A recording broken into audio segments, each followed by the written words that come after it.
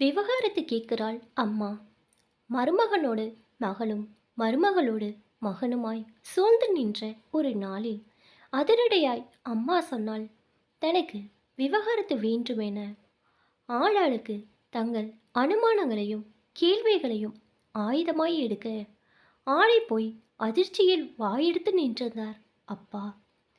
ஊருக்குள் ஜமீன்தார் போல் வாழ்ந்து வந்த அப்பா ஏழையான அம்மாவை அழகை பார்த்து வரதட்சணை ஏதுமின்றி மணந்து கொண்டாராம். மணமான நாளுக்கு மறுநாளே வீட்டில் பணியாட்கள் நிறுத்தப்பட்டனராம்.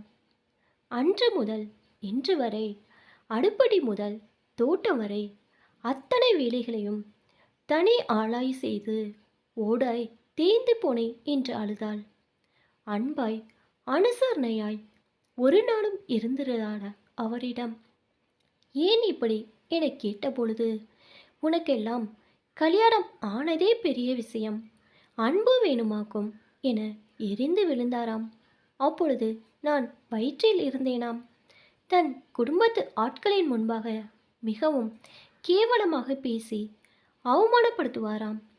தனது ஒன்றுவிட்ட சகோதரிகளின் முன்பாக அவர்களை குசிப்படுத்த பிள்ளை பெற்று 15 நாட்களே ஆன பச்சை உடம்புக்காரியை பின்புறமாய் எட்டி உதைத்தாரான்.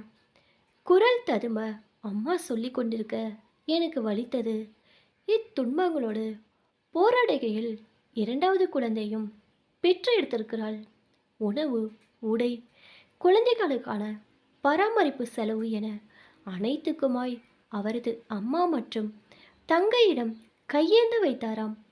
கட்டலுக்கும் தொட்டலுக்கும் மட்டுமே என உயிரற்ற ஜடமாய் வைத்திருந்தாள். உங்க 2 பேரையும் தனியாக ஆளாக்குற சக்தி எனக்கு இல்லாததால்தான் இத்தனை வருடங்களாய் இவற்றையெல்லாம் பொறுத்து கொண்டே என்றாள். எனக்கு குற்ற உணர்ச்சி மேலோங்கியது. உங்களுக்கு எல்லாம் கல்யாணம் ஆயிடுச்சு, இனி உங்களை பற்றிய கவலை எனக்கு இல்லை. முதியோர் இல்லத்தில் எனக்காக ஒரு இடம் காத்திருக்கிறது. மீத இருக்கும் நாட்களை நான் எனக்கு பிடித்த மாதிரி வாழணும், புத்தகம் படிக்கணும், இசை கேட்கணும், என் வயசுக்காரங்களோடு தோழமையாக பழகணும். தயவு செய்து என்னை தடுக்காதீங்க.